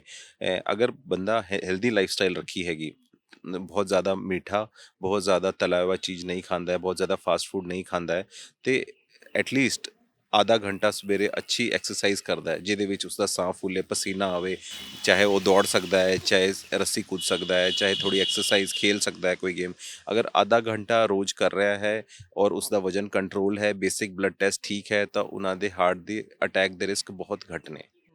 ਠੀਕ ਹੈ, ਤੁਸੀਂ ਦੱਸਿਆ ਕਿ ਟੈਸਟ ਕਰਵਾ ਲੈਣੇ ਚਾਹੀਦੇ ਨੇ। ਕਿੰਨੇ ਟਾਈਮ ਬਾਅਦ ਅਸੀਂ ਇਹ ਟੈਸਟ ਜਿਹੜੇ ਨੇ ਕਰਵਾਉਣੇ ਚਾਹੀਦੇ ਨੇ ਸਾਨੂੰ, ਆਪਣੀ ਬੋਡੀ ਦੇ ਬਲੱਡ ਟੈਸਟ ਵਗੈਰਾ? ਅਗਰ 35 ਸਾਲ ਤੋਂ ਵੱਧ ਉਮਰ ਹੈਗੀ ਤੇ ਫੈਮਿਲੀ ਹਿਸਟਰੀ ਹੈ, ਸਾਲ ਮੇਂ ਇੱਕ ਬਾਰ ਤਾਂ ਟੈਸਟ ਕਰਾਣੇ ਚਾਹੀਦੇ। ਅਗਰ ਨॉर्मल ਹੈ ਤਾਂ ਵੀ, ਹੈ ਨਾ। ਸਾਲ ਦੇ ਇੱਕ ਟੈਸਟ ਕੋਈ ਬਹੁਤ ਮਹਿੰਗੇ ਨਹੀਂ ਪੜਦੇ, 1500 ਦੇ 1000-1500 ਦੇ ਵਿੱਚ ਟੈਸਟ ਹੋ ਜਾਂਦੇ ਹੈ। ਆਪਣੀ ਲਾਈਫ ਵਾਸਤੇ ਬਹੁਤ ਛੋਟੀ ਅਮਾਊਂਟ ਹੈਗੀ ਹੈ ਨਾ। ਇਹ ਟੈਸਟ ਕਰਾ ਕੇ ਤੁਸੀਂ ਔਰ ਹੈਲਦੀ ਲਾਈਫ ਸਟਾਈਲ ਅਪਣਾਉਣੀ ਹੈ, ਵਰਜਿਸ਼ ਕਰਨੀ ਹੈ, ਵਜਨ ਘੱਟ ਰੱਖਣਾ ਹੈ। ਤੁਸੀਂ ਕਹਿੰਦੇ ਹੋ ਕਿ ਵਰਜਿਸ਼ ਜਿਹੜੀ ਆ ਉਹ ਸਾਡੇ ਹੁਣ ਜਿਹੜੀ ਅਸੀਂ ਮਿਸ ਕਰਦੇ ਜਾ ਰਹੇ ਹਾਂ, ਮਤਲਬ ਉਹਦਾ ਵੱਡਾ ਕਾਰਨ ਮੰਨਦੇ ਹੋ? ਹਾਂਜੀ ਹਾਂਜੀ, ਕਿਉਂਕਿ ਵਰਜਿਸ਼ ਕਰਨ ਨਾਲ ਇੱਕ ਤਾਂ ਵਜਨ ਕੰਟਰੋਲ ਰਹਿੰਦਾ ਹੈ, ਪੋਜ਼ੀਟਿਵ એનર્ਜੀ ਆਉਂਦੀ ਹੈ, ਦੂਜਾ ਸਟ੍ਰੈਸ ਕਮ ਹੁੰਦਾ ਹੈ। ਸਟ੍ਰੈਸ ਦੇ ਬਾਰੇ ਬਹੁਤ ਸਾਰੇ ਲੋਕ ਗੱਲ ਨਹੀਂ ਕਰਦੇ ਕਿ ਅੱਜ ਕੱਲ੍ਹ ਜਿੱਦਾਂ ਪੋਪੂਲੇਸ਼ਨ ਵੱਧ ਰਹੀ ਹੈ, ਕੈਰੀਅਰ ਓਪਰਚੁਨਿਟੀਜ਼ ਘੱਟ ਹੋ ਰਹੀ ਹੈ, ਯੰਗ ਲੋਕਾਂ ਨੂੰ ਸਟ੍ਰੈਸ ਹੈਗਾ, ਹੈ ਨਾ। ਅਤੇ ਉਹ ਸਟ੍ਰੈਸ ਨਾਲ ਵੀ ਹਾਰਟ ਦੀ ਪ੍ਰੋਬਲਮਸ ਵੱਧਦੀ ਹੈ, ਬੀਪੀ ਵੱਧਦਾ ਹੈ, ਹਾਰਟ ਨੂੰ ਜ਼ੋਰ ਪੈਂਦਾ ਹੈ, ਤਾਂ ਹਾਰਟ ਅਟੈਕ ਦੀ ਚਾਂਸਿਸ ਵੱਧਦੇ ਹੈ। ਤਾਂ ਸਟ੍ਰੈਸ ਨੂੰ ਕਮ ਕਰਨਾ ਬਹੁਤ ਜ਼ਰੂਰੀ ਹੈ ਤਾਂ ਉਸ ਦੇ ਵਿੱਚ ਵੀ ਵਰਜਿਸ਼ ਬਹੁਤ ਹੈਲਪ ਕਰਦੀ ਹੈ। ਜਿਹੜਾ ਸਟ੍ਰੈਸ ਅੱਜ ਦੇ ਟਾਈਮ 'ਚ, ਤਾਂ ਹੀ ਅਸੀਂ ਸੋਚਦੇ ਹਾਂ ਕਿ ਯੰਗ ਕਿਵੇਂ ਬੱਚੇ ਨੇ ਜਿਹੜੇ ਉਹ ਹਾਰਟ ਦੀ ਬਿਮਾਰੀਆਂ ਜਿਹੜੀਆਂ ਲੈ ਲੈਂਦੇ ਨੇ, ਤੇ ਜਿਹੜਾ ਸਟ੍ਰੈਸ ਤੁਸੀਂ ਕਹਿ ਰਹੇ ਹੋ। ਸਟ੍ਰੈਸ ਇੱਕ ਬਹੁਤ ਵੱਡਾ ਫੈਕਟਰ ਹੈਗਾ ਜੀ, ਜਿਹਦੇ ਕਰਕੇ ਵੀ ਇਹ ਹਾਰਟ ਅਟੈਕ ਬਹੁਤ ਵੱਧ ਰਹੇ ਹਨ। ਤੁਸੀਂ ਦੇਖਦੇ ਹੋ ਕਿ ਫੇਮਸ ਕਾਮੇਡੀਅਨ ਨੂੰ ਵੀ ਹਾਰਟ ਅਟੈਕ ਹੋ ਗਿਆ, ਅਤੇ ਉਹ ਸਾਡੇ ਸਾਹਮਣੇ ਤਾਂ ਹੱਸ ਰਹੇ ਹੈ, ਬਟ ਅੰਦਰ ਉਹਨਾਂ ਨੂੰ ਕਿੰਨਾ ਸਟ੍ਰੈਸ ਹੈਗਾ ਕਾਮ ਦਾ, ਸਾਨੂੰ ਇਹ ਨਹੀਂ ਪਤਾ। ਡਾਕਟਰ ਸਾਹਿਬ, ਹਾਰਟ ਅਟੈਕ ਦੀ ਅਸੀਂ ਗੱਲ ਕਰ ਲਈ, ਮੇਜਰ ਬਿਮਾਰੀ ਅਸੀਂ ਕਹਿ ਸਕਦੇ ਹਾਂ, ਜਿਹਦੇ ਨਾਲ ਲਾ ਲਓ ਵੀ ਬੰਦਾ ਜਿਹੜਾ ਨੁਕਸਾਨ ਪਾਉਂਦਾ ਆ। ਤੇ ਇਹ ਵੀ ਹੁੰਦਾ ਕਿ ਫਸਟ ਅਟੈਂਪਟ ਤੇ ਹੀ ਬੰਦੇ ਦੀ ਡੈਥ ਹੋ ਸਕਦੀ ਹੈ, ਜਾਂ ਇਹ ਹੁੰਦਾ ਵੀ ਅਵੇਅਰ ਹੋ ਸਕਦਾ ਫਸਟ ਤੋਂ ਬਾਅਦ, ਫਿਰ ਅੱਗੇ ਜਾ ਕੇ ਹੁੰਦਾ? ਕਈ ਵਾਰ ਕਹਿੰਦੇ ਆ ਕਿ ਤੀਜਾ ਅਟੈਕ ਸੀਗਾ, ਬੰਦਾ ਤਾਂ ਮਰ ਗਿਆ, ਜੇ ਪਹਿਲਾ ਦੂਜਾ ਹੁੰਦਾ ਸ਼ਾਇਦ ਬਚ ਜਾਂਦਾ। ਇਹ ਕੁਛ ਹੁੰਦਾ ਜਾਂ ਮਿੱਥੇ ਹੁੰਦੀ ਹੈ, ਇਹ ਵੀ ਕਦੇ ਵੀ ਪ੍ਰੋਬਲਮ ਆ? ਨਹੀਂ ਜੀ, ਇੱਦਾਂ ਹੁੰਦਾ ਹੈ ਕਿ ਹਾਰਟ ਅਟੈਕ ਅਗਰ ਬਹੁਤ ਮੇਜਰ ਹਾਰਟ ਅਟੈਕ ਹੈ ਤਾਂ ਪਹਿਲੀ ਬਾਰ 'ਚ ਵੀ ਡੈਥ ਹੋ ਸਕਦੀ ਹੈ। ਅਸੀਂ ਬਹੁਤ ਵਾਰ ਸੁਣਿਆ ਹੈ ਕਿ ਪੇਸ਼ੈਂਟ ਰਾਤੀ ਸੋਇਆ ਸੀਗਾ, ਸਵੇਰੇ ਨਹੀਂ ਉੱਠਿਆ, ਮੇਜਰ ਅਟੈਕ ਹੋਇਆ, ਟਾਈਮ ਵੀ ਨਹੀਂ ਮਿਲਿਆ ਕਿਸੇ ਨੂੰ ਕੁਝ ਕਰਨ ਦਾ, ਕਿਉਂਕਿ ਹਾਰਟ ਦੇ ਵਿੱਚ 3 ਨਸਾਂ ਹੁੰਦੀ ਹੈ। ਕਿਹੜੀ ਹਰੇਕ ਨਸ ਜੋ ਹੈ ਇੱਕ ਸਪੈਸੀਫਿਕ ਏਰੀਆ ਨੂੰ ਸਪਲਾਈ ਕਰਦੀ ਹੈ। ਅਗਰ ਮੇਨ ਨਸ ਦੇ ਵਿੱਚ ਬਲੋਕੇਜ ਆ ਗਈ ਔਰ ਮੇਨ ਨਸ ਦੇ ਵਿੱਚ ਅਟੈਕ ਆ ਗਿਆ ਤਾਂ ਮੋਸਟਲੀ ਟਾਈਮ ਨਹੀਂ ਮਿਲਦਾ। ਅਗਰ ਕਿਸਮਤ ਅੱਛੀ ਹੈ ਪੇਸ਼ੈਂਟ ਦੀ, ਛੋਟੀ ਨਸ ਦੇ ਵਿੱਚ ਬਲੋਕੇਜ ਸੀਗੀ ਤਾਂ ਟਾਈਮ ਮਿਲਦਾ ਹੈ। ਹਾਰਟ ਪਹਿਲਾਂ ਪੇਨ ਹੁੰਦਾ ਹੈ, ਉਸਨੂੰ ਪਤਾ ਚੱਲਦਾ ਹੈ ਕਿ ਹਾਂ ਹਾਰਟ ਅਟੈਕ ਆ ਰਿਹਾ ਹੈ, ਔਰ ਅਸੀਂ ਦਵਾਈ ਪਾਣੀ ਕਰਕੇ ਪੇਸ਼ੈਂਟ ਨੂੰ ਬਚਾ ਸਕਦੇ ਹਾਂ। ਔਰ ਕਈ ਵਾਰ ਕੀ ਹੁੰਦਾ ਹੈ ਕਿ ਬਲੋਕੇਜ ਧੀਰੇ ਧੀਰੇ ਬੜੀ ਹੁੰਦੀ ਹੈ, ਤਾਂ ਪੇਸ਼ੈਂਟ ਨੂੰ ਧੀਰੇ ਧੀਰੇ ਸਿੰਪਟਮ ਆਉਣ ਚਾਲੂ ਹੁੰਦੇ ਹੈ ਕਿ ਥੋੜਾ ਜਿਹਾ ਤੁਰੇਗਾ ਤਾਂ ਉਸਨੂੰ ਦਰਦ ਹੋਏਗਾ, ਬਹਿ ਜਾਏਗਾ ਤਾਂ ਠੀਕ ਹੋ ਜਾਏਗਾ। ਤਾਂ ਇਹ ਅਰਲੀ ਸਾਈਨ ਹੈ ਕਿ ਉਸਨੂੰ ਹਾਰਟ ਦੀ ਬਲੋਕੇਜ ਆ ਰਹੀ ਹੈ, ਹਾਰਟ ਅਟੈਕ ਆ ਸਕਦਾ ਹੈ। ਤਾਂ ਟਾਈਮ ਨਾਲ ਇਲਾਜ ਕਰਾ ਕੇ ਹਾਰਟ ਅਟੈਕ ਨਾਲ ਬਚਾ ਜਾ ਸਕਦਾ ਹੈ। ਆਪਾਂ ਸੁਣਦੇ ਬਹੁਤ ਆ ਸ਼ਬਦ ਹਾਰਟ ਅਟੈਕ, ਹਾਰਟ ਅਟੈਕ, ਅਸਲ ਦੇ ਵਿੱਚ ਹੁੰਦਾ ਕੀ ਹੈ ਇਹ? ਮਤਲਬ ਕਿਵੇਂ ਸਿਸਟਮ ਕੀ ਹੁੰਦਾ, ਕਿਸ ਤਰੀਕੇ ਨਾਲ ਇਹ ਜਿਹੜੀ ਚੀਜ਼ ਸਾਹਮਣੇ ਆ ਜਾਂਦੀ? ਹਾਰਟ ਦੇ ਵਿੱਚ 3 ਮੇਨ ਨਸਾਂ ਹੁੰਦੀ ਹੈ ਜੋ ਬਲੱਡ ਸਪਲਾਈ ਕਰਦੀ ਹੈ ਹਾਰਟ ਨੂੰ। ਜਬ ਵੀ ਉਹਨਾਂ ਦੇ ਵਿੱਚ ਬਲੋਕੇਜ ਆ ਜਾਂਦੀ ਹੈ, ਚਾਹੇ ਕਲੌਟ ਬਣ ਕੇ, ਚਾਹੇ ਫੈਟ ਜਮ੍ਹਾਂ ਹੋ ਕੇ, ਤਾਂ ਹਾਰਟ ਨੂੰ ਬਲੱਡ ਸਪਲਾਈ ਕਮ ਹੋ ਜਾਂਦੀ ਹੈ। ਜਬ ਹਾਰਟ ਨੂੰ ਬਲੱਡ ਸਪਲਾਈ ਕਮ ਹੋ ਜਾਂਦੀ ਹੈ ਤਾਂ ਹਾਰਟ ਕੰਮ ਕਰਨਾ ਬੰਦ ਕਰ ਦਿੰਦਾ ਹੈ, ਤਾਂ ਉਸ ਨੂੰ ਅਸੀਂ ਹਾਰਟ ਅਟੈਕ ਦਾ ਨਾਮ ਦਿੰਦੇ ਹਾਂ। ਸਪਲਾਈ ਜਿਹੜੀ ਕਹਿੰਦੇ ਹੋ ਕਿ ਅੰਦਰ ਜਾਣੀ ਰੁਕਦੀ ਹੈ ਤਾਂ ਹਾਰਟ ਅਟੈਕ ਹੋ ਜਾਂਦਾ। ਡਾਕਟਰ ਸਾਹਿਬ, ਕੀ ਸਿੰਪਟਮਸ ਕੀ ਰਹਿੰਦੇ ਨੇ? ਸਭ ਤੋਂ ਪਹਿਲਾਂ ਤੁਸੀਂ ਕੁਝ ਕੁ ਹਜੇ ਦੱਸ ਵੀ ਰਹੇ ਹੋ, ਤਾਂ ਮੇਨ ਹੈ ਮੰਨ ਲਓ ਇੱਕ ਬੰਦਾ ਤੰਦਰੁਸਤ ਹੈ, ਚੰਗਾ ਭਲਾ ਘੁੰਮ ਰਿਹਾ, ਠੀਕ ਹੈ, ਫਿੱਟ ਹੈ, ਫਿਰ ਕੀ ਸਿੰਪਟਮਸ ਰਹਿੰਦੇ ਨੇ ਕਿ ਜਿਹੜਾ ਉਹਨੂੰ ਇਹ ਪਤਾ ਲੱਗ ਜਾਵੇ ਪਹਿਲਾਂ ਕਿ ਮੈਨੂੰ ਬਈ ਇਹ ਪ੍ਰੋਬਲਮ ਜਿਹੜੀ ਉਹ ਆਉਣ ਵਾਲੀ ਹੈ? देखिए जी, अगर उसनों तुरन फिरन च नॉर्मल बंदा तुरेगा, और एक हार्ट दा पेशेंट जिसनों हार्ट दी प्रॉब्लम आ रही है या आ सकती है, अगर उन्ना तुर के भी उसनों छाती च दर्द हो रहा है, च साह फुल रहा है, सीढ़ियाँ एक मंजिल भी नहीं चढ़ पा रहा है, साह फुल जाता है, छाती च दर्द हो जाता है, खाना खा के तुरदे विच साह फुल जाता है, पसीने आ जाते हैं, ये अर्ली साइन है कि हार्ट दे विच ब्लॉकेज हो सकती है। ਹਾਰਟ ਅਟੈਕ ਦਾ ਨੇਚਰ ਨਹੀਂ ਹੈ। ਹਾਰਟ ਅਟੈਕ ਦੇ ਵਿੱਚ ਫੁੱਲ ਹਾਰਟ ਅਟੈਕ ਦੇ ਵਿੱਚ ਕਨਵਰਟ ਹੋ ਸਕਦਾ ਹੈ। ਤਾਂ ਉਸ ਨੂੰ ਬੇਸਿਕ ਟੈਸਟ ਕਰਾਉਣੇ ਚਾਹੀਦੇ, ਡਾਕਟਰ ਨੂੰ ਦਿਖਾਉਣਾ ਚਾਹੀਦਾ ਕਿ ਮੈਨੂੰ ਇਹ ਪ੍ਰੋਬਲਮ ਆ ਰਹੀ ਹੈ, ਤੁਰਨ ਫਿਰਨ 'ਚ ਛਾਤੀ 'ਚ ਦਰਦ ਹੋ ਰਿਹਾ, ਸਾਹ ਫੁੱਲ ਰਿਹਾ। ਕਈ ਵਾਰ ਧੜਕਣ ਵੱਧ ਜਾਂਦੀ ਆ ਹਾਰਟ ਦੀ, ਆਪਾਂ ਕਹਿ ਦਿੰਦੇ ਹਾਂ ਵੀ ਧੜਕਨ ਵੱਧ ਗਈ, ਸਾਹ ਨਾਲ ਸਾਹ ਨਹੀਂ ਰਲ ਰਿਹਾ, ਕਿ ਉਹ ਵੀ ਕੋਈ ਐਸੇ ਬਿਮਾਰੀ ਦਾ ਹੀ ਕਾਰਨ ਹੁੰਦਾ ਜਾਂ ਨਾਰਮਲ ਹੈਗਾ ਸਾਰਾ? धड़कन बढ़ना, अगर एक नॉर्मल बंदे दी भी अगर वो 2 मंजिल 3 मंजिल चढ़ेगा तो धड़कन बढ़ेगी। तो धड़कन बढ़ना एक बीमारी नहीं हैगी, बट बिना एक्सरसाइज किए, बिना कोई स्ट्रेस के भी अगर धड़कन बढ़ रही हैगी ਤਾਂ ਇਹ ਹਾਰਟ ਦੀ ਬਿਮਾਰੀ ਦੇ ਸਿੰਪਟਮ ਹੋ ਸਕਦੇ ਹੈ ਨਾ। ਬਟ ਹਰ ਇੱਕ ਵਾਰ ਧੜਕਨ बढ़ ਰਹੀ ਹੈ ਤਾਂ ਬਿਮਾਰੀ ਹੀ ਹੈਗੀ, ਇਹ ਨਹੀਂ, ਐਦਾਂ ਨਹੀਂ ਹੁੰਦਾ। ਉਸਦਾ ਈਸੀਜੀ ਕਰਕੇ ਦੇਖਣਾ ਪੈਂਦਾ ਹੈ ਕਿ ਜੋ ਧੜਕਨ बढ़ ਰਹੀ ਹੈ ਉਸਦਾ ਕਾਰਨ ਕੀ ਹੈਗਾ, ਕਿ ਇਹ ਨਾਰਮਲ ਹੈਗੀ ਜਾਂ ਐਬਨੋਰਮਲ ਹੈਗੀ। ਈਸੀਜੀ ਕਰਕੇ ਸਾਨੂੰ ਪਤਾ ਚੱਲ ਜਾਂਦਾ ਹੈ। ਅੱਛਾ, ਕਈ ਵਾਰ ਹੁਣ ਹੁੰਦਾ ਹਾਰਟ ਦਾ, ਮੰਨ ਲਓ ਮੈਂ ਨਾਰਮਲ ਇਨਸਾਨ ਆ, ਮੈਂ ਘਰੇ ਬੈਠਾ, ਮੇਰੇ ਪੇਨ ਹੋਣ ਲੱਗ ਗਈ, ਮੈਂ ਕਈ ਵਾਰ ਇੱਥੇ ਹੱਥ ਲਾਉਣਾ ਵੀ ਇੱਥੇ ਦਰਦ ਹੋ ਰਿਹਾ ਜਾਂ ਬੱਖੀ 'ਚ ਦਰਦ ਹੋ ਰਿਹਾ, ਕਿੱਥੋਂ ਹੁੰਦਾ ਹੈ ਦਰਦ? ਮੇਨ ਮਤਲਬ ਕਹੀਏ ਕਿ ਇਸ ਹੱਥ ਹੁੰਦਾ ਜਾਂ ਕਿੱਥੇ ਦਰਦ ਹੁੰਦਾ ਜਿਹੜਾ ਇਨਸਾਨ ਦੇ, ਕਿ ਉਹ ਆਇਡੈਂਟੀਫਾਈ ਖੁਦ ਹੀ ਕਰ ਸਕੇ ਵੀ ਮੇਰੇ ਹੁਣ ਜਿਹੜੀ ਪੇਨ ਹੋਣ ਲੱਗ ਗਈ, ਜਾਂ ਇਹਦਾ ਕੁਝ ਪਤਾ ਵੀ ਨਹੀਂ ਲੱਗਦਾ ਵੀ ਕਿੱਥੇ ਬੋਡੀ 'ਚ ਦਰਦ? ਨਹੀਂ ਹੁੰਦਾ ਹੈ, ਜੋ ਹਾਰਟ ਦਾ ਦਰਦ ਹੁੰਦਾ ਹੈ ਉਹ ਮੇਨਲੀ ਲੈਫਟ ਸਾਈਡ ਤੇ ਹੁੰਦਾ ਹੈ। ਇਹ ਅਪਰ ਐਬਡੋਮਨ, ਪੇਟ ਦੇ ਉਤਲੇ ਹਿੱਸੇ ਵੀ ਹੋ ਸਕਦਾ ਹੈ, ਬਾਜੂ 'ਚ ਵੀ ਜਾ ਸਕਦਾ ਹੈ ਤੇ ਗਰਦਨ 'ਚ ਵੀ ਜਾ ਸਕਦਾ ਹੈ। ਬਟ ਹਾਰਟ ਦੇ ਦਰਦ ਦੀ ਇੱਕ ਖਾਸ ਬਾਤ ਇਹ ਹੈਗੀ ਕਿ ਤੁਸੀਂ ਉਸ ਨੂੰ ਦਬਾਓਗੇ ਤਾਂ ਦਰਦ ਵਧੇਗਾ ਨਹੀਂ। ਜ਼ਿਆਦਾਤਰ ਕਿ ਅਗਰ ਬੰਦੇ ਨੇ ਐਕਸਰਸਾਈਜ਼ ਜ਼ਿਆਦਾ ਕਰ ਲਈ ਜਾਂ ਭਾਰੀ ਸਮਾਨ ਉਠਾ ਲਿਆ ਤਾਂ ਉਹ ਵੀ ਦਰਦ ਹੋ ਸਕਦਾ ਹੈ। ਤਾਂ ਉਸਨੂੰ ਹਾਰਟ ਦੇ ਦਰਦ ਨਾਲ ਕਿੱਦਾਂ ਡਿਫਰੈਂਸ਼ੀਏਟ ਕਰਨਾ ਹੈ ਕਿ ਤੁਸੀਂ ਅਗਰ ਨਾਰਮਲ ਮਸਕੂਲਰ ਪੇਨ ਹੈਗਾ ਕਿ ਉਸਨੂੰ ਤੁਸੀਂ ਹੱਥ ਦੀ ਮੂਵਮੈਂਟ ਕਰੋਗੇ ਤਾਂ ਦਰਦ ਵਧੇਗਾ, ਦਬਾਓਗੇ ਤਾਂ ਦਰਦ ਵਧੇਗਾ। ਹਾਰਟ ਦਾ ਪੇਨ ਇਸ ਤਰ੍ਹਾਂ ਦਾ ਨਹੀਂ ਹੁੰਦਾ, ਮੂਵਮੈਂਟ ਕਰਨ ਨਾਲ ਜਾਂ ਦਬਾਣੇ ਨਾਲ ਹਾਰਟ ਦਾ ਦਰਦ ਨਹੀਂ ਵਧਦਾ। ਉਹ ਤੁਹਾਡੇ, ਅਗਰ ਤੁਸੀਂ ਤੁਰੋਗੇ ਫਿਰੋਗੇ ਜ਼ਿਆਦਾ ਤਾਂ ਦਰਦ ਵਧੇਗਾ, ਬੈਠ ਜਾਓਗੇ ਤਾਂ ਆਰਾਮ ਮਿਲ ਜਾਊਗਾ, ਹੈ ਨਾ। ਮਸਕੂਲਰ ਪੇਨ ਐਦਾਂ ਨਹੀਂ ਹੁੰਦਾ, ਉਹ ਤੁਸੀਂ ਬੈਠੇ ਬੈਠੇ ਵੀ ਹੁੰਦਾ ਰਹੇਗਾ, ਤੁਸੀਂ ਹੱਥ ਹਿਲਾਓਗੇ ਦਬਾਓਗੇ ਤਾਂ ਦਰਦ ਵਧੇਗਾ, ਉਹ ਨਾਰਮਲ ਪੇਨ ਹੈਗਾ। ਹਾਂ, ਇਹ ਮੈਂ ਤਾਂ ਕੁਐਸਚਨ ਕੀਤਾ ਹੈ, ਹਾਲਾਂਕਿ ਇਹ ਕੁਐਸਚਨ ਜਿਹੜਾ ਆ ਉਹ ਪੜ੍ਹੇ ਲਿਖੇ ਵਾਲੀ ਗੱਲ ਨਹੀਂ, ਪਰ ਇੱਕ ਆਮ ਕਰਕੇ ਲੋਕ ਘਰੇ ਕੀ ਕਰਦੇ ਨੇ ਕਿ ਜੇ ਮਾੜਾ ਜਿਹਾ ਐਸਿਡ ਦਾ ਦਰਦ ਵੀ ਤਾਂ ਵੀ ਕਹਿੰਦੇ ਵੀ ਮੇਰਾ ਤਾਂ ਹਾਰਟ ਅਟੈਕ ਆ ਗਿਆ, ਮੇਰਾ ਤਾਂ ਦਰਦ ਹੋਣ ਲੱਗ ਗਿਆ। ਐਸਿਡ ਦਾ ਦਰਦ ਫਿਰ ਇਹ ਤੋਂ ਡਿਫਰੈਂਟ ਹੁੰਦਾ ਹੈ ਜਦ ਐਸਿਡ ਦਾ ਹੁੰਦਾ ਆ, ਕਿ ਉਹ ਵੀ ਕੁਛ ਇਹਦਾ ਰਿਲੇਟਡ ਹੁੰਦਾ, ਉਹਨੂੰ ਕਿਵੇਂ ਆਇਡੈਂਟੀਫਾਈ ਕੀਤਾ ਜਾਵੇ? देखिए जी, एसिडिटी ਦਾ ਦਰਦ ਤੇ ਹਾਰਟ ਦਾ ਦਰਦ ਬਹੁਤ ਸਿਮਿਲਰ ਹੁੰਦੇ ਹੈ, ਕਿਉਂਕਿ ਦੋਨੋਂ ਹੀ ਦਰਦ ਜੋ ਹੁੰਦੇ ਆ ਅਪਰ ਐਬਡੋਮਨ 'ਚ ਤੇ ਲੈਫਟ ਸਾਈਡ ਤੇ ਹੋ ਸਕਦੇ ਹੈ, ਔਰ ਦੋਨੋਂ ਹੀ ਦਰਦ ਬੈਠੇ ਬੈਠੇ ਹੁੰਦੇ ਹੈ। ਬਟ ਉਹਨਾਂ ਦੇ ਵਿੱਚ ਡਿਫਰੈਂਸ ਇਹ ਹੈਗਾ ਕਿ ਹਾਰਟ ਦਾ ਦਰਦ ਤੁਰਦੇ ਫਿਰਦੇ ਜ਼ਿਆਦਾ ਹੁੰਦਾ ਹੈ, ਬੈਠਣ ਨਾਲ ਆਰਾਮ ਹੋ ਜਾਂਦਾ ਹੈ। ਐਸਿਡਿਟੀ ਦਾ ਦਰਦ ਬੈਠੇ ਵੀ ਹੋਏਗਾ ਤੇ ਤੁਰਦੇ ਫਿਰਦੇ ਵੀ ਹੋਏਗਾ, ਖਾਣਾ ਖਾਣ ਦੇ ਬਾਅਦ ਜ਼ਿਆਦਾ ਹੋਏਗਾ ਐਸਿਡਿਟੀ ਦਾ ਦਰਦ। ਬਟ ਦੋਨੋਂ ਹੀ ਦਰਦ ਬਹੁਤ ਸਿਮਿਲਰ ਹੈਗੇ। ਤਾਂ ਪੇਸ਼ੈਂਟ ਜੋ ਰਿਸਕ 'ਤੇ ਹੈਗਾ, ਜਿਸ ਦੀ ਉਮਰ ਜ਼ਿਆਦਾ ਹੈ, ਸ਼ੂਗਰ ਹੈ, ਬੀਪੀ ਵਧਾ ਹੋਇਆ ਰਹਿੰਦਾ ਹੈ, ਫੈਮਿਲੀ ਦੇ ਵਿੱਚ ਹਿਸਟਰੀ ਹੈ ਹਾਰਟ ਦੀ, ਇਹ ਅਗਰ ਇਹਨਾਂ ਨੂੰ, ਔਰ ਉਮਰ 40-50 ਤੋਂ ਵੱਧ ਹੈਗੀ, ਤਾਂ ਐਸਿਡਿਟੀ ਦੇ ਦਰਦ ਨੂੰ ਅਗਰ ਉਹਨਾਂ ਨੂੰ ਦਰਦ ਹੋ ਰਿਹਾ ਲੈਫਟ ਸਾਈਡ ਤੇ ਤਾਂ ਉਹਨਾਂ ਨੂੰ ਮੰਨ ਕੇ ਚੱਲਣਾ ਚਾਹੀਏ, ਇੱਕ ਵਾਰ ਡਾਕਟਰ ਨੂੰ ਦਿਖਾ ਲੈਣਾ ਚਾਹੀਦਾ। ਜ਼ਿਆਦਾ ਤੋਂ ਜ਼ਿਆਦਾ ਇਹ ਹੋਏਗਾ ਕਿ ਐਸਿਡਿਟੀ ਦਾ ਦਰਦ ਹੋਏਗਾ, ਹਾਰਟ ਦਾ ਦਰਦ ਨਹੀਂ ਹੋਏਗਾ, ਘੱਟ ਤੋਂ ਘੱਟ ਇੱਕ ਈਸੀਜੀ ਕਰਾ ਕੇ ਦੇਖ ਲੈਣਾ ਚਾਹੀਦਾ। ਆਇਡੈਂਟੀਫਾਈ ਕਰ ਲੈਣਾ ਚਾਹੀਦਾ। ਬਹੁਤ ਵਧੀਆ ਅੱਜ ਜਿਹੜੀ ਤੁਸੀਂ ਨੌਲੇਜ ਵਾਲੀਆਂ ਗੱਲਾਂ ਕਰ ਰਹੇ ਹੋ ਤੇ ਇਹਦੇ ਵਿੱਚ ਥੋੜਾ ਹੋਰ ਇੱਕ ਚੀਜ਼ ਐਡ ਕਰਦੇ, ਇੱਕ ਸਾਇਲੈਂਟ ਹਾਰਟ ਅਟੈਕ ਦਾ ਨਾਮ ਸੁਣਨ ਨੂੰ ਮਿਲਦਾ ਕਿ ਸਾਇਲੈਂਟ ਅਟੈਕ ਹੋ ਗਿਆ। ਸਾਇਲੈਂਟ ਅਟੈਕ ਕੀ ਹੁੰਦਾ ਹੈ? ਜੋ ਪੇਸ਼ੈਂਟ ਨੂੰ ਡਾਇਬੀਟੀਜ਼ ਹੁੰਦੀ ਹੈ, ਉਸਨੂੰ ਕੀ ਹੁੰਦਾ ਹੈ ਕਿ ਉਹਨਾਂ ਦੀ ਜੋ ਨਰਵ ਹੁੰਦੀ ਹੈ, ਉਹਨਾਂ ਨੂੰ ਦਰਦ ਦਾ ਪਤਾ ਨਹੀਂ ਚੱਲਦਾ। ਉਸਨੂੰ ਅਸੀਂ ਸਾਡੀ ਲੈਂਗੁਏਜ 'ਚ ਡਾਇਬੀਟਿਕ ਨਿਊਰੋਪੈਥੀ ਕਹਿੰਦੇ ਆ। ਤਾਂ ਅਗਰ ਹਾਰਟ ਦੇ ਵਿੱਚ ਅਟੈਕ ਆ ਰਿਹਾ ਹੈ, ਉਹ ਬਤਾ ਰਿਹਾ ਹੈ ਕਿ ਦਰਦ ਹੋਏਗਾ, ਤਾਂ ਉਹਨਾਂ ਨੇ ਦੀ ਕਿਉਂਕਿ ਡਾਇਬੀਟੀਜ਼ ਦੀ ਵਜ੍ਹਾ ਦੇ ਨਾਲ ਨਿਊਰੋਪੈਥੀ ਹੋ ਗਈ ਹੈ, ਤਾਂ ਦਰਦ ਪਤਾ ਨਹੀਂ ਚੱਲਦਾ ਪੇਸ਼ੈਂਟ ਨੂੰ, ਔਰ ਅਟੈਕ ਹੁੰਦਾ ਰਹਿੰਦਾ ਹੈ, ਉੱਤੇ ਹਾਰਟ ਡੈਮੇਜ ਹੋ ਜਾਂਦਾ ਹੈ। ਔਰ ਦੂਜਾ ਅਟੈਕ ਸਾਇਲੈਂਟ ਅਟੈਕ ਉਸਨੂੰ ਵੀ ਕਹਿੰਦੇ ਆ ਕਾਮਨ ਲੇਮਨ ਲੈਂਗੁਏਜ 'ਚ, ਕਿ ਇੱਕਦਮ ਮੇਜਰ ਅਟੈਕ ਹੋਇਆ ਔਰ ਪੇਸ਼ੈਂਟ ਨੂੰ ਟਾਈਮ ਹੀ ਨਹੀਂ ਮਿਲਿਆ ਕਿਸੇ ਨੂੰ ਦੱਸਣ ਦਾ। ਮਤਲਬ ਉਹਨੂੰ ਵੀ ਹਾਰਟ ਅਟੈਕ ਕਹਿ ਦਿੰਦੇ ਨੇ। ਅੱਛਾ, ਅੱਜ ਕੱਲ ਦਾ ਜਿਹੜਾ ਖਾਣਾ ਜੋ ਹੈਗਾ ਸਾਡਾ, ਚਾਹੇ ਅਸੀਂ ਕਈ ਵਾਰ ਆਇਲੀ ਖਾ ਲੈਂਦੇ ਹਾਂ ਜਾਂ ਕੁਝ ਖਾ ਲੈਂਦੇ ਹਾਂ, ਇਹ ਵੀ ਜਿਹੜਾ ਜ਼ਿਆਦਾ ਹਾਰਟ ਨੂੰ ਨੁਕਸਾਨ ਦੇ ਰਿਹਾ ਹੈ। ਡੈਫੀਨੇਟਲੀ ਬੈਡ ਈਟਿੰਗ ਹੈਬਿਟਸ ਤੇ ਸਟ੍ਰੈਸ ਹੈ ਨਾ, ਇਹ ਮੈਂ ਦੱਸਿਆ ਤੁਹਾਨੂੰ ਕਿ ਇਹ ਮੇਜਰ ਫੈਕਟਰ ਹੈਗੇ ਅੱਜ ਦੀ ਡੇਟ ਦੇ ਵਿੱਚ ਹਾਰਟ ਦੀ ਪ੍ਰੋਬਲਮ ਦੇ। ਬੈਡ ਈਟਿੰਗ ਹੈਬਿਟ ਕੀ ਹੈਗੀ ਕਿ ਫਾਸਟ ਫੂਡ ਖਾਣਾ, ਅਨਹੈਲਦੀ ਫੂਡ ਖਾਣਾ, ਐਨੀਮਲ ਫੈਟ ਜ਼ਿਆਦਾ ਖਾਣਾ, ਐਨੀਮਲ ਫੈਟ ਘੀ ਜ਼ਿਆਦਾ ਖਾਣਾ, ਤੇ ਐਕਸਰਸਾਈਜ਼ ਘੱਟ ਕਰਨਾ, ਫਰੂਟ ਸਲਾਦ ਘੱਟ ਖਾਣਾ। ਤੋ ਇਹ ਸਭ ਚੀਜ਼ਾਂ ਹਾਰਟ ਨੂੰ ਸਟ੍ਰੈਸ ਦਿੰਦੀਆਂ, ਆਰਟਰੀਜ਼ ਦੇ ਵਿੱਚ ਬਲੋਕੇਜ ਕਰਦੀਆਂ ਤੇ ਯੰਗ ਪੇਸ਼ੈਂਟ ਨੂੰ ਹਾਰਟ ਅਟੈਕ ਦੇ ਰਿਸਕ ਵਧਾਉਂਦੀ ਹੈ। ਕਈ ਲੋਕ ਨਾਨ ਵੈਜ ਦਾ ਇਸਤੇਮਾਲ ਕਰ ਲੈਂਦੇ ਨੇ, ਰੈੱਡ ਮੀਟ ਜਾਂ ਕੁਛ ਇਹਦਾ ਇਸਤੇਮਾਲ ਕਰਦੇ, ਉਹਨੂੰ ਵੀ ਉਹ ਖਤਰਨਾਕ ਮੰਨਦੇ ਨੇ। ਇਹ ਵੀ ਹੈ ਕਾਰਨ? ਇਹ ਮੈਂ ਤੁਹਾਨੂੰ ਦੱਸਿਆ ਕਿ ਐਨੀਮਲ ਫੈਟ, ਕੋਈ ਵੀ ਐਨੀਮਲ ਫੈਟ, ਚਾਹੇ ਘੀ ਹੈ, ਚਾਹੇ ਤੁਸੀਂ ਰੈੱਡ ਮੀਟ ਕਹੋ, ਉਹ ਜਾ ਕੇ ਬਲੋਕੇਜ ਜ਼ਿਆਦਾ ਕਰਦਾ ਹੈ ਕੰਪੇਅਰ ਟੂ ਵੈਜੀਟੇਬਲ ਆਇਲ। ਠੀਕ ਹੈ, ਜੇ ਤੁਸੀਂ ਆਮ ਬੰਦਾ ਨਾਰਮਲ ਖਾਣਾ ਖਾਂਦਾ ਆ, ਜਿਵੇਂ ਮੰਨ ਲਓ ਹੁਣ ਮੈਂ ਖਾਣਾ ਖਾਧਾ ਰਾਤ ਦਾ ਤੇ ਮੈਂ ਰੈਸਟ ਕਰ ਲਈ ਆ, ਸੌਂ ਲਿਆ, ਤੇ ਉਹਦੇ ਵਿੱਚ ਵੀ ਕੋਈ ਸੈਰ ਵਗੈਰਾ ਉਹ ਜ਼ਰੂਰੀ ਹੈ ਤਾਂ ਕਿ ਅਸੀਂ ਤੰਦਰੁਸਤ ਰਹੀਏ, ਹਾਰਟ ਅਟੈਕ ਨਾ ਆ ਜਾਵੇ? ਖਾਣ ਦਾ ਰਾਤੀ ਖਾਣੇ ਦਾ ਇੱਕ ਪ੍ਰਿੰਸੀਪਲ ਬਣਾ ਲੈਣਾ ਚਾਹੀਦਾ ਕਿ 7-8 ਵਜੇ ਤੱਕ ਤੁਸੀਂ ਖਾਣਾ ਖਾ ਲਓ।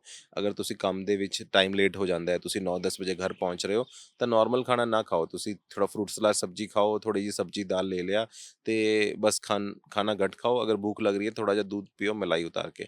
ਨਾਰਮਲ ਖਾਣਾ ਤੁਸੀਂ 10 ਵਜੇ ਖਾਓਗੇ ਤਾਂ ਸਾਰਾ ਖਾਣਾ ਪੇਟ 'ਚ ਹੀ ਰਹਿ ਜਾਏਗਾ, ਜ਼ਿਆਦਾ ਬਲੋਕੇਜ ਕਰੇਗਾ ਉਹ, ਤਾਂ नुकसान ज़्यादा करेगा। तो अगर राती लेट खाना खा रहे हो तो हल्का खाना खाओ और ते सो जाओ।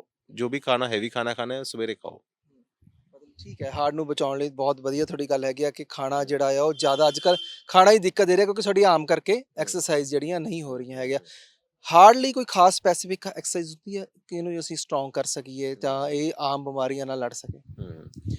ਹਾਰਟ ਦੇ ਵਿੱਚ ਅਗਰ ਇੱਕ ਬੇਸਿਕ ਤੁਸੀਂ ਕੋਸ਼ਿਸ਼ ਕਰੋ ਕਿ ਸਵੇਰੇ ਉੱਠ ਕੇ ਆਧਾ ਘੰਟਾ ਅਸੀਂ ਕੋਈ ਵੀ ਐਕਸਰਸਾਈਜ਼ ਕਰਨੀ ਹੈ ਜਿਸ ਕਰਕੇ ਸਾਡਾ ਸਾਹ ਫੁੱਲੇ, ਪਸੀਨਾ ਆਏ, ਉਹ ਹਾਰਟ ਦੇ ਵਾਸਤੇ ਬਹੁਤ ਹੈਗੀ। ठीक है, तो और कुछ नहीं है तो सीढ़ियाँ ही ऊपर नीचे चढ़ लिया, साह फुल गया, पसीने आ गए, ਤਾਂ ਇਹ ਤੁਹਾਡੀ ਹਾਰਟ ਦੀ ਧੜਕਨ बढ़ ਗਈ ਤੇ ਹਾਰਟ ਦੇ ਵਾਸਤੇ ਬਹੁਤ ਹੈ।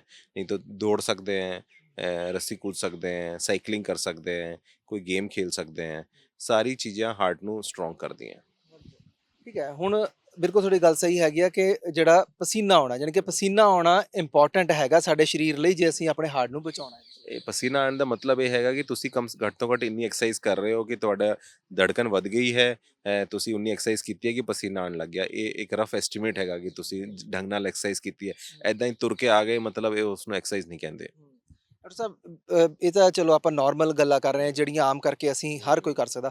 ਹੁਣ ਥੋੜਾ ਜਿਹਾ ਆਪਾਂ ਐਕਸਪਰਟ, ਐਜ਼ ਡਾਕਟਰ ਤੁਸੀਂ ਐਕਸਪਰਟ, ਤੁਹਾਡੀ ਰਾਏ ਲੈਣ ਦੀ ਜ਼ਰੂਰਤ ਹੈ। ਆਪਰੇਸ਼ਨ ਅਸੀਂ ਹਾਰਟ ਦਾ ਮੰਨ ਲੈਂਦੇ ਹਾਂ, ਕਿਸੇ ਨੂੰ ਹਾਰਟ ਅਟੈਕ ਆ ਜਾਂਦਾ ਆ ਤੇ ਉਹ ਬੰਦਾ ਫਿਰ ਡਰਨ ਲੱਗ ਜਾਂਦਾ ਉਸ ਤੋਂ ਬਾਅਦ ਵੀ ਉਹਦਾ ਆਪਰੇਟ ਹੋਇਆ ਆ, ਵੀ ਮੇਰਾ ਆਪਰੇਟ ਹੋਇਆ, ਮੈਂ ਚੱਲ ਨਹੀਂ ਸਕਦਾ, ਮੈਂ ਬਹਿ ਨਹੀਂ ਸਕਦਾ, ਜਾਂ ਮੈਂ ਤੇਜ਼ ਨਹੀਂ ਕੰਮ ਕਰ ਸਕਦਾ। ਇਹ ਕੀ ਹੁੰਦਾ ਸਾਰਾ ਕੁਛ, ਇਹ ਮੈਨੂੰ ਉਸਦੇ ਬਾਰੇ ਜ਼ਰੂਰ ਜਾਣਕਾਰੀ। ਸਭ ਤੋਂ ਪਹਿਲਾਂ ਤਾਂ ਗੱਲ ਕਰਦੇ ਹਾਂ ਕਿ ਜੋ ਅੱਜ ਦਾ ਟਾਈਮ ਆਪਰੇਸ਼ਨ ਦਾ ਟਾਈਮ ਹੈਗਾ, ਕੀ ਉਹ ਸਾਰਾ ਕੁਝ ਸੇਫ ਹੈਗਾ, ਉਸ ਤੋਂ ਬਾਅਦ ਬੰਦਾ ਤੰਦਰੁਸਤ ਹੋ ਜਾਂਦਾ? ਅੱਜ ਕੱਲ੍ਹ ਆਪਰੇਸ਼ਨ ਜੋ ਪਹਿਲਾਂ ਹਾਰਟ ਦੇ ਆਪਰੇਸ਼ਨ ਹੁੰਦੇ ਤੇ ਉਹਦੇ ਵਿੱਚ ਕਾਫੀ ਟੈਕਨੀਕ ਚੇਂਜ ਹੋ ਗਈ ਹੈ, ਨਈ ਚੀਜ਼ਾਂ ਆ ਗਈ ਹੈਗੀ। ਔਰ ਹਰ ਇੱਕ ਨਈ ਚੀਜ਼ ਦਾ ਮਤਲਬ ਇਹੀ ਰਹਿੰਦਾ ਹੈ ਕਿ ਪੇਸ਼ੈਂਟ ਜਲਦੀ ਤੋਂ ਜਲਦੀ ਠੀਕ ਹੋ ਜਾਏ, ਆਪਣਾ ਕੰਮ ਕਰਨ ਲੱਗ ਜਾਏ। ਤਾਂ ਅਸੀਂ ਜੋ ਵੀ ਟੈਕਨੀਕ ਨਾਲ ਆਪਰੇਸ਼ਨ ਕਰਦੇ ਹਾਂ ਉਸਦਾ ਦੋ ਹੀ ਪਰਪਸ ਹੁੰਦੇ ਆ। ਇੱਕ ਤਾਂ ਪੇਸ਼ੈਂਟ ਨੂੰ ਬਿਮਾਰੀ ਦੁਬਾਰਾ ਨਾ ਆਏ, ਇੱਕ ਵਾਰ ਅਸੀਂ ਆਪਰੇਸ਼ਨ ਕੀਤਾ ਤਾਂ 20-25 ਸਾਲ ਪੇਸ਼ੈਂਟ ਨੂੰ ਕੋਈ ਦਿੱਕਤ ਨਾ ਆਏ, ਲਾਈਫ ਟਾਈਮ ਕੋਈ ਦਿੱਕਤ ਨਾ ਆਏ। ਦੂਜਾ, ਪੇਸ਼ੈਂਟ ਜਲਦੀ ਤੋਂ ਜਲਦੀ ਆਪਣਾ ਕੰਮ ਕਰ ਸਕੇ। ਉਹ ਅਸੀਂ ਕਿੱਦਾਂ ਕਰਦੇ ਹਾਂ, ਕੱਟ ਛੋਟਾ ਤੋਂ ਛੋਟਾ ਦੇ ਕੇ, ਆਪਰੇਸ਼ਨ ਦਾ ਕੱਟ ਛੋਟਾ ਹੋਏ, ਪੇਨ ਕਮ ਹੋਏ, ਰਿਕਵਰੀ ਜਲਦੀ ਹੋਏ। ਤਾਂ ਸਾਡੀ ਕੋਸ਼ਿਸ਼ ਰਹਿੰਦੀ ਹੈ ਕਿ 5ਵੇਂ ਦਿਨ ਪੇਸ਼ੈਂਟ ਨੂੰ ਅਸੀਂ ਸੀੜੀ ਚੜ੍ਹਾ ਦਿੰਦੇ ਹਾਂ, ਤੁਰ ਫਿਰ ਸਕਦਾ ਹੈ, ਚੱਲ ਸਕਦਾ ਹੈ, ਤੇ ਤੇ 1 ਮਹੀਨੇ ਤੱਕ ਗਾੜੀ ਚਲਾ ਸਕਦਾ ਹੈ, ਆਪਣਾ ਕੰਮ ਤੇ ਜਾ ਸਕਦਾ ਹੈ ਵਾਪਸ, 2 ਮਹੀਨੇ ਤੱਕ ਤਾਂ ਮੋਟਰਸਾਈਕਲ ਚਲਾ ਸਕਦਾ ਹੈ ਪੇਸ਼ੈਂਟ। ਠੀਕ ਹੈ, ਤੁਸੀਂ ਕਹਿੰਦੇ ਆਪਰੇਟ ਹੋ ਜਾਂਦਾ, ਪਰ ਉਹ ਪਹਿਲਾਂ ਵਰਗਾ ਹੋ ਜਾਂਦਾ ਹਾਰਟ? ਕੋਈ ਨੁਕਸਾਨ ਤਾਂ ਨਹੀਂ ਹੁੰਦਾ, ਜਾਂ ਕਿ ਫਿਰ ਉਹਨੂੰ ਕੇਅਰਫੁਲ ਰਹਿਣਾ ਪੈਂਦਾ ਆ ਪੂਰੀ ਲਾਈਫ ਟਾਈਮ ਲਈ, ਵੀ ਨਹੀਂ ਹੁਣ ਮੇਰਾ ਆਪਰੇਟ ਹੋਇਆ ਤੇ ਮੈਂ ਇਹ ਕੇਅਰਸ ਰੱਖਾਂ?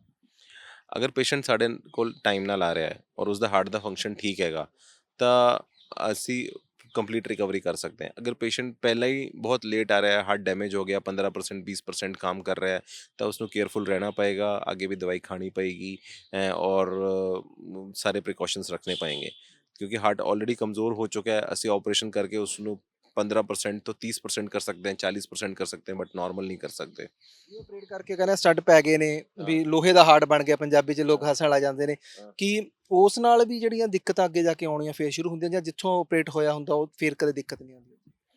ਦੇਖੀਏ ਜੀ, ਸਟੈਂਟ ਪੈਣਾ ਤੇ ਆਪਰੇਸ਼ਨ ਦੋਨੋਂ ਵੱਖਰੀ ਚੀਜ਼ ਹੈਗੀ। ਸਟੈਂਟ ਦੇ ਵਿੱਚ ਕੀ ਕਰਦੇ ਹਾਂ ਅਸੀਂ ਕਿ ਜਾ ਕੇ ਨਸ ਨੂੰ ਅੰਦਰ ਅੰਦਰ ਤੋਂ ਹੀ ਫੁਲਾ ਦਿੰਦੇ ਨੇ ਔਰ ਇੱਕ ਆਰਟੀਫਿਸ਼ੀਅਲ ਸਟੈਂਟ ਮੈਟਲ ਦਾ ਉੱਥੇ ਪਾ ਦਿੰਦੇ ਹਾਂ, ਤਾਂ ਪੇਸ਼ੈਂਟ ਦਾ ਕੰਮ ਚੱਲ ਜਾਂਦਾ ਹੈ। ਅਗਰ ਸਟੈਂਟ ਛੋਟਾ ਪਾਇਆ ਹੈ, ਬਹੁਤ ਜ਼ਿਆਦਾ ਲੰਬਾ ਨਹੀਂ ਪਾਇਆ, ਤੇ ਸਟੈਂਟ ਠੀਕ ਚੱਲਦਾ ਹੈ।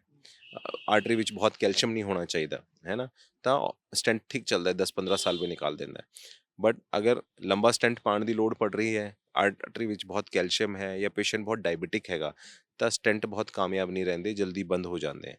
ਤਾਂ ਉਸ ਦੇ ਵਿੱਚ ਬਾਈਪਾਸ ਜ਼ਿਆਦਾ ਅੱਛਾ ਰਹਿੰਦਾ ਹੈ। ਬਾਈਪਾਸ ਦੇ ਵਿੱਚ ਨੈਚੁਰਲ ਆਰਟਰੀਜ਼ ਹਾਰਟ ਦੇ ਕੋਲ ਲਗਾ ਦਿੰਦੇ ਅਸੀਂ, ਤਾਂ ਨੈਚੁਰਲ ਐਕਸਟਰਾ ਫਲੋ ਹਾਰਟ ਨੂੰ ਮਿਲਦਾ ਹੈ, ਤਾਂ ਉਸ ਦੀ ਲਾਈਫ ਟਾਈਮ ਚੱਲਦੀ ਹੈ ਉਹ। ਜਿਹਨੂੰ ਬਾਈਪਾਸ ਸਰਜਰੀ ਬਾਈਪਾਸ ਸਰਜਰੀ ਕਹਿੰਦੇ ਆ। ਤਾਂ ਬਾਈਪਾਸ ਸਰਜਰੀ ਪਹਿਲਾਂ ਬਹੁਤ ਲੰਬੇ ਲੰਬੇ ਕੱਟ ਨਾਲ ਹੁੰਦੀ ਸੀ, ਅੱਜ ਕੱਲ੍ਹ ਛੋਟੇ ਛੋਟੇ ਕੱਟ ਨਾਲ ਹੋਣ ਲੱਗੀ ਹੈ, ਪੇਸ਼ੈਂਟ ਜਲਦੀ ਰਿਕਵਰ ਹੋ ਜਾਂਦਾ ਹੈ। ਤਾਂ ਇੱਕ ਤਾਂ ਰਿਕਵਰੀ ਫਾਸਟ ਹੋ ਗਈ, ਪੇਨ ਕਮ ਹੋ ਗਿਆ, ਤਾਂ ਦੂਜਾ ਬਾਈਪਾਸ ਦੀ ਉਮਰ ਵਧ ਗਈ ਹੈਗੀ। ਇੱਕ ਆ ਇੰਪੋਰਟੈਂਟ ਗੱਲ ਹੈਗੀ ਆ, ਤੁਸੀਂ ਕੱਟ ਦੀ ਗੱਲ ਕੀਤੀ ਹੈ, ਹੂੰ ਠੀਕ ਆ, ਮੇਲ ਦਾ ਕੋਈ ਦਿੱਕਤ ਨਹੀਂ ਹੁੰਦੀ, ਜਿੱਥੇ ਮਰਜ਼ੀ ਕੱਟ ਲੱਗ ਗਿਆ। ਹੁਣ ਫੀਮੇਲ ਦੀ ਗੱਲ ਕਰ ਲੈਂਦੇ ਹਾਂ, ਹੁਣ ਬੱਚਾ ਮੰਨ ਲਓ ਫੀਮੇਲ ਹੈ, ਲੜਕੀ ਹੈ, ਉਹਦੇ ਕੱਟ ਲੱਗ ਗਿਆ ਹੈ, ਉਹ ਤਾਂ ਹੁਣ ਜਦ ਵੱਡੇ ਹੋਣਾ, ਮੈਰਿਜ ਵੀ ਹੋਣੀ ਹੈ, ਬਿਊਟੀ ਆ ਲੜਕੀ ਦੀ, ਫਿਰ ਉਹਦੇ ਲਈ ਕੀ ਅੱਜ ਕੱਲ ਆਏ ਹੋਏ ਆ? ਹੂੰ ਦੇਖੀਏ ਜੀ, ਬੱਚਿਆਂ ਦੇ ਵਿੱਚ ਕਾਮਨ ਬਿਮਾਰੀ ਹੁੰਦੀ ਹੈ ਕਿ ਹਾਰਟ ਦੇ ਵਿੱਚ ਹੋਲ ਹੋਣਾ ਜਾਂ ਵੈਲਵ ਖਰਾਬ ਹੋ ਜਾਣਾ, ਤਾਂ ਉਸ ਦਾ ਇਲਾਜ ਅੱਜ ਕੱਲ੍ਹ ਨਈ ਟੈਕਨੀਕ ਨਾਲ ਬਿਨਾਂ ਹੱਡੀ ਕਾਟੇ ਸਾਈਡ ਤੋਂ ਹੋ ਸਕਦਾ ਹੈ। ਉਸਨੂੰ ਅਸੀਂ ਮਿਨੀਮਲ ਇਨਵੇਸਿਵ ਸਰਜਰੀ ਕਹਿੰਦੇ ਹਾਂ। ਅਸੀਂ ਇੱਕ recently trans axillary minimal invasive surgery ਕੀਤੀ, ਉਹ ਨਾਰਥ ਇੰਡੀਆ 'ਚ ਪਹਿਲਾ ਰਿਪੋਰਟਡ ਕੇਸ ਹੈਗਾ ਜੀ। ਉਹਦੇ ਵਿੱਚ ਛੋਟਾ ਬੱਚਾ ਸੀਗਾ 5 ਸਾਲ ਦਾ, ਉਹਦਾ ਸਾਈਡ ਤੋਂ ਆਪਰੇਸ਼ਨ ਕੀਤਾ। ਅਗਰ ਹੱਥ ਉਠਾਉਂਦਾ ਹੈ ਬੱਚਾ ਤਾਂ ਹੀ ਕੱਟ ਦਿਖਾਈ ਦਿੰਦਾ ਹੈ। ਤਾਂ ਉਸਦਾ ਬੱਚੇ ਨੂੰ ਕੀ ਫਾਇਦਾ ਹੈ ਕਿ ਬੱਚਾ ਜਬ ਬੜਾ ਹੋਏਗਾ, ਕਿ ਸ਼ਾਦੀ ਦਾ ਟਾਈਮ ਆਏਗਾ, ਤਾਂ ਸਾਹਮਣੇ ਤੋਂ ਕੋਈ ਕੱਟ ਹੀ ਨਹੀਂ ਹੈਗਾ। ਅਗਰ ਸਾਈਡ ਤੋਂ ਹੱਥ ਉਠਾ ਕੇ ਦੇਖेंगे तब एक छोटा ਜਿਹਾ 6 ਸੈਂਟੀਮੀਟਰ ਦਾ ਕੱਟ ਦਿਖਾਈ ਦਿੰਦਾ ਹੈ। ਔਰ ਹਾਰਟ ਦੇ ਵਿੱਚ ਜੋ ਹੋਲ ਸੀਗਾ ਉਹ ਬੱਚੇ ਦਾ ਬੰਦ ਹੋ ਗਿਆ, ਬੱਚਾ ਰਿਕਵਰੀ ਠੀਕ ਕਰ ਰਿਹਾ ਹੈ, ਔਰ ਇੱਕਦਮ ਬੜੀਆ ਖੇਲ ਰਿਹਾ ਹੈ, ਮਾਤਾ ਪਿਤਾ ਵੀ ਬੜੇ ਖੁਸ਼ ਹੈਗੇ। ਸਕਸੈਸਫੁਲ ਹੈਗਾ ਆ, ਜੇ ਤੁਸੀਂ ਸਕਸੈਸਫੁਲ ਕਹਿ ਹੈਗਾ, ਰਹੇ ਹੋ ਹਾਂਜੀ ਸਾਈਡ ਤੋਂ ਹਾਂਜੀ, ਕਰ ਸਕਦੇ ਬਿਲਕੁਲ ਜੀ। ਸਾਈਡ ਤੋਂ ਕਰਨ ਦੀ ਨਈ ਟੈਕਨੀਕ ਹੈ, ਉਸ ਦੇ ਵਿੱਚ ਕੁਝ ਨਏ ਇੰਸਟਰੂਮੈਂਟ ਯੂਜ਼ ਹੁੰਦੇ ਹੈ। ਉਸ ਦੀ ਅਸੀਂ ਸਪੈਸ਼ਲ ਟ੍ਰੇਨਿੰਗ ਕੀਤੀ ਹੈ ਯੂਰਪ ਤੋਂ, ਤੇ ਉਸ ਦਾ ਕਾਫੀ ਪੇਸ਼ੈਂਟ ਨੂੰ ਫਾਇਦਾ ਹੋ ਰਿਹਾ ਹੈ ਜੀ। ਆਮ ਕਰਕੇ ਜੇ ਹੁਣ ਆਪਾਂ ਬਿਮਾਰੀ ਹਾਰਟ ਦੀ ਤਾਂ ਕਰ ਰਹੇ ਹਾਂ, ਹਾਰਟ ਅਟੈਕ ਦੀ ਕਰ ਲਈ ਆ, ਹੁਣ ਹੋਲ ਦੀ ਤੁਸੀਂ ਗੱਲ ਕੀਤੀ ਆ, ਕਿੰਨੀਆਂ ਕਈ ਬੱਚਿਆਂ 'ਚ ਅੱਜ ਕੱਲ੍ਹ ਇਹ ਬਿਮਾਰੀ ਆ ਰਹੀ, ਇਹਦੇ ਕਾਰਨ ਕੀ ਰਹਿੰਦਾ? ਕਿਉਂ ਇਹ ਪਹਿਲਾਂ ਹੀ ਹੁੰਦੇ ਜਮਾਂਦਰੂ, ਜਾਂ ਬਾਅਦ ਚੋਂ ਵੀ ਕੁਛ ਐਸੀ ਦਿੱਕਤ ਆ? ਹਾਰਟ ਦੀ ਬੱਚਿਆਂ ਨੂੰ ਬਿਮਾਰੀ ਜਨਮ ਤੋਂ ਹੀ ਹੁੰਦੀ ਹੈ ਨਾ, ਸਾਰੇ ਬੱਚੇ ਦੇ ਹਾਰਟ ਜਨਮ ਤੋਂ ਹੀ ਹੁੰਦੇ ਹੈ। ਉਸ ਦੇ ਵਿੱਚ ਦੋ ਤਰ੍ਹਾਂ ਦੀ ਬਿਮਾਰੀਆਂ ਹੁੰਦੀਆਂ ਬੱਚੇ ਨੂੰ, ਜਾਂ ਤਾਂ ਹਾਰਟ ਦੇ ਵਿੱਚ ਹੋਲ ਹੁੰਦਾ ਹੈ ਜਿਸ ਕਰਕੇ ਹਾਰਟ ਦਾ ਸਾਈਜ਼ ਵੱਡਾ ਹੋ ਜਾਂਦਾ ਹੈ, ਲੰਗਸ ਦਾ ਪ੍ਰੈਸ਼ਰ ਵੱਧ ਜਾਂਦਾ ਹੈ, ਤੇ ਬੱਚੇ ਨੂੰ ਸਿੰਪਟਮਸ ਕੀ ਆਉਂਦੇ ਹੈ ਕਿ ਬੱਚੇ ਨੂੰ ਬਾਰ-ਬਾਰ ਬੁਖਾਰ ਹੋਣਾ, ਨਿਮੋਨੀਆ ਹੋਣਾ, ਵਜਨ ਨਹੀਂ बढ़ना, ਤੇ ਬੱਚਾ ਪ੍ਰੋਪਰ ਖਾਣਾ ਨਹੀਂ ਖਾਣਾ। ਇਹ ਹੁੰਦੀ ਇੱਕ ਤਰ੍ਹਾਂ ਦੀ ਬਿਮਾਰੀ। ਇੱਕ ਦੂਜੀ ਤਰ੍ਹਾਂ ਦੀ ਬਿਮਾਰੀ ਹੁੰਦੀ ਹੈ ਜਿਸ ਦੇ ਵਿੱਚ ਬੱਚਾ ਨੀਲਾ ਪੈ ਜਾਂਦਾ ਹੈ, ਤੁਰੇਗਾ ਫਿਰੇਗਾ ਬੱਚਾ, खेलेगा ਤਾਂ नाखून नीले हो जाएंगे, होंठ नीले हो जाएंगे, है ना, तो उस तरह की बीमारी का भी ऑपरेशन करना पैंदा है। ਹਾਂਜੀ ਹਾਂਜੀ ਹਾਂਜੀ ਹਾਂਜੀ ਹਾਂਜੀ। ਠੀਕ ਹੈ ਡਾਕਟਰ ਸਾਹਿਬ, ਬੜੀ ਟੈਕਨੋਲੋਜੀ ਦੀ ਤੁਸੀਂ ਗੱਲ ਦੱਸ ਰਹੇ ਹੋ, ਹਾਰਟ ਦੀ ਪ੍ਰੋਬਲਮਸ ਦੀ ਗੱਲ ਦੱਸ ਰਹੇ ਹੋ, ਪਰ ਆਮ ਤਾਂ ਚਲੋ ਠੀਕ ਆ, ਅਸੀਂ ਬੰਦੇ ਤਾਂ ਬੜੇ ਤਾਂ ਆਪਣੀ ਗਲਤੀਆਂ ਕਰਕੇ ਲਿਆਉਂਦੇ ਨੇ, ਫਿਰ ਬੱਚਿਆਂ 'ਚ ਕਿਵੇਂ ਹੁੰਦਾ ਆ ਇਹ, ਕਿ ਮਾਂ-ਬਾਪ ਦੇ ਵੀ ਮੰਨ ਸਕਦੇ ਆ ਕਿ ਇਹ ਆਪਣਾ ਹਿਸਟਰੀ ਦੀ ਕਹਿ ਸਕਦੇ ਆ ਬਿਮਾਰੀ, ਵੀ ਪਹਿਲਾਂ ਕਿਸੇ ਦਾਦੇ ਪੜਦਾਦੇ ਪੇਰੈਂਟਸ ਤੱਕ ਆਈ ਤਾਂ ਆ ਜਾਂਦੀ ਆ, ਜਾਂ ਕਿਸੇ ਅਣਜਾਣ ਨੂੰ ਵੀ ਆ ਸਕਦੀ ਹੈ? ਦੇਖੋ ਜੀ, ਅਗਰ ਫੈਮਿਲੀ ਦੇ ਵਿੱਚ ਹਿਸਟਰੀ ਹੈ ਤਾਂ ਡੈਫੀਨੇਟਲੀ, ਅਗਰ ਪਹਿਲਾਂ ਕਿਸੇ ਨੂੰ ਹੈਗੀ ਤਾਂ ਬੱਚਿਆਂ ਨੂੰ ਆ ਸਕਦੀ ਹੈ, ਉਹ ਜੀਨਸ ਤੋਂ ਆਉਂਦੀ ਹੈ। ਦੂਜਾ, ਅਗਰ ਮਦਰ ਨੂੰ ਡਾਇਬੀਟੀਜ਼ ਹੈ, ਮਦਰ ਨੂੰ ਪ੍ਰੈਗਨੈਂਸੀ ਦੇ ਟਾਈਮ ਇਨਫੈਕਸ਼ਨ ਹੁਆ ਹੈ, ਜਾਂ ਮਦਰ ਨੇ ਕੋਈ ਦਵਾਈਆਂ ਜ਼ਿਆਦਾ ਖਾਈਆਂ ਇਸ ਤਰ੍ਹਾਂ ਦੀ, ਜੋ ਬੱਚਿਆਂ ਨੂੰ ਹਾਰਟ ਦੀ ਪ੍ਰੋਬਲਮ ਕਰ ਸਕਦੀ ਹੈ। तो मदर जो ਪ੍ਰੈਗਨੈਂਟ ਹੈਗੀ ਉਹ ਕੋਈ ਵੀ ਦਵਾਈ ਖਾਂਦੀ ਹੈ ਤਾਂ ਆਪਣੇ ਡਾਕਟਰ ਨਾਲ ਪੁੱਛ ਕੇ ਖਾਣੀ ਹੈ ਕਿ ਇਹ ਬੱਚੇ ਨੂੰ ਨੁਕਸਾਨ ਤਾਂ ਨਹੀਂ ਕਰ ਸਕਦੀ। ਤੇ ਕੋਈ ਵੀ ਮਦਰ ਨੂੰ ਇਨਫੈਕਸ਼ਨ ਹੁੰਦਾ ਹੈ ਜਾਂ ਸ਼ੂਗਰ ਦਾ ਜਾਂਚ ਕਰਾਣੀ ਹੈ, ਅਗਰ ਮਦਰ ਨੂੰ ਪਹਿਲਾਂ ਸ਼ੂਗਰ ਨਹੀਂ ਹੈ, ਪ੍ਰੈਗਨੈਂਟ ਫੀਮੇਲ ਨੂੰ ਸ਼ੂਗਰ ਵੱਧ ਸਕਦੀ ਹੈ।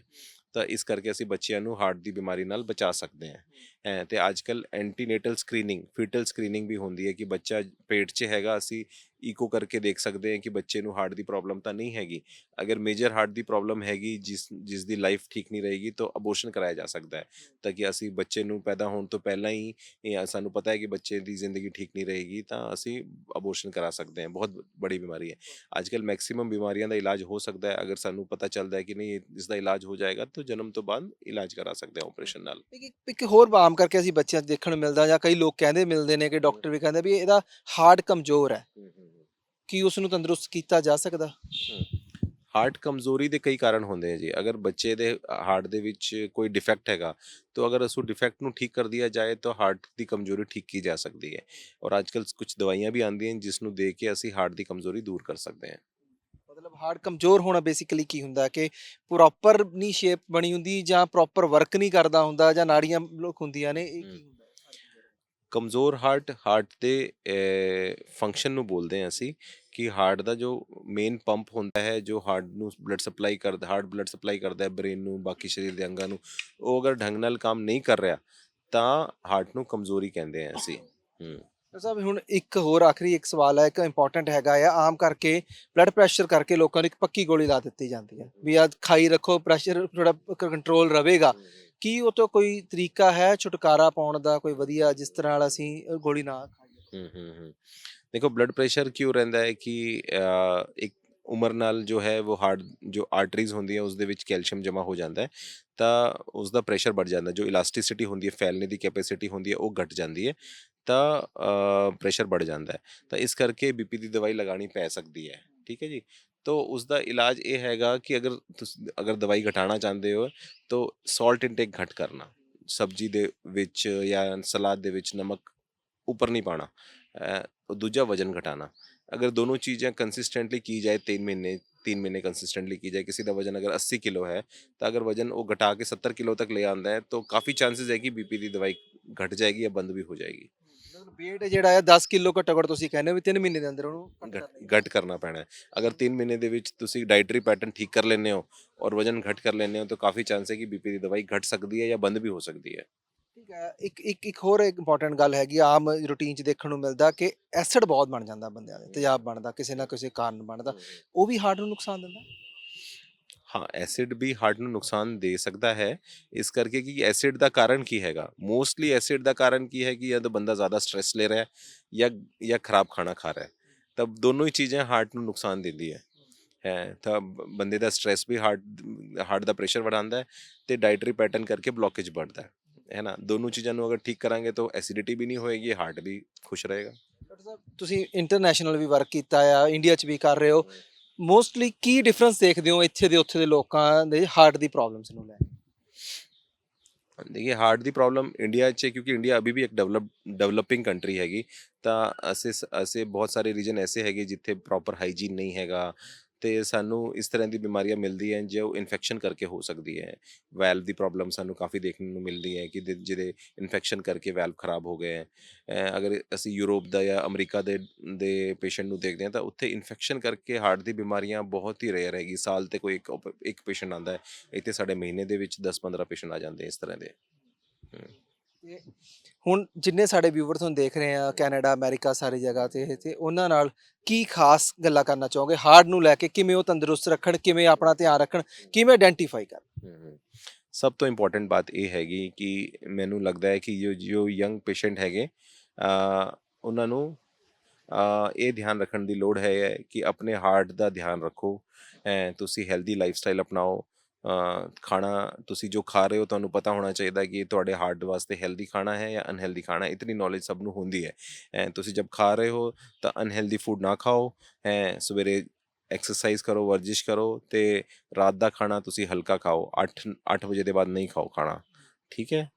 ਖਾਣਾ ਤੇ ਨਾਲ ਆਪਣੇ ਆਪ ਧਿਆਨ ਰੱਖਣ ਦੀ ਲੋੜ ਹੈ। ਡਾਕਟਰ ਸਾਹਿਬ ਬੜਾ ਚੰਗਾ ਲੱਗਿਆ ਕਿਉਂਕਿ ਤੁਸੀਂ ਸਮਾਂ ਦਿੱਤਾ ਆ, ਇੰਟਰਨੈਸ਼ਨਲ ਤੁਸੀਂ ਜਾਂਦੇ ਹੋ ਲੋਕਾਂ 'ਚ, ਜਿਹੜਾ ਲੋਕਾਂ ਨੂੰ ਅਵੇਅਰ ਕਰਦੇ ਹੋ, ਤੇ ਇੱਥੇ ਵੀ ਇੱਕ ਵੱਡਾ ਕਾਮਯਾਬੀ ਜਿਹੜੀ ਤੁਸੀਂ ਹਾਸਲ ਕੀਤੀ, ਇਹਦੇ ਲਈ ਵੀ ਬਹੁਤ ਬਹੁਤ ਧੰਨਵਾਦ ਤੁਹਾਡਾ। ਠੀਕ ਹੈ ਜੀ, ਥੈਂਕ ਯੂ ਜੀ। ਸੋ ਇਹ ਸਨ ਸਾਡਾ ਡਾਕਟਰ ਅਸ਼ਵਨੀ ਬਾਂਸਲ, ਜਿਨ੍ਹਾਂ ਨੇ ਚਰਚਾ ਕੀਤੀ ਆ ਹਾਰਟ ਨੂੰ ਲੈ ਕੇ, ਹਾਰਟ ਦੀ ਪ੍ਰੋਬਲਮਸ ਕੀ ਨੇ, ਕਿਵੇਂ ਆਇਡੈਂਟੀਫਾਈ ਕੀਤਾ ਜਾਣਾ ਕਿ ਹਾਰਟ ਅਟੈਕ ਤੁਹਾਨੂੰ ਹੋ ਰਿਹਾ ਹੈ, ਕਿਵੇਂ ਤੋਂ ਬਚਾਅ ਕਰਨਾ, ਕੀ ਖਾਣ ਦੀ ਲੋੜ ਆ, ਕੀ ਐਕਸਰਸਾਈਜ਼ ਦੀ ਲੋੜ ਆ, ਤਮਾਮ ਚਰਚਾਵਾਂ ਕੀਤੀਆਂ ਨੇ। ਉਮੀਦ ਕਰਦੇ ਹਾਂ ਤੁਹਾਨੂੰ ਸਾਡਾ ਅੱਜ ਦਾ ਸ਼ੋਅ ਹੈਲਥ ਮੰਤਰਾ ਪਸੰਦ ਆਇਆ ਹੋਵੇਗਾ। ਹੁਣ ਮੈਨੂੰ ਜਸਪ੍ਰੀਤ ਸਿੰਘ ਅਸ਼ਕ ਨੂੰ ਦਿਓ ਇਜਾਜ਼ਤ, ਦੇਖਦੇ ਰਹਾਂਗੇ ਟੀਵੀ ਪੰਜਾਬ। ਧੰਨਵਾਦ।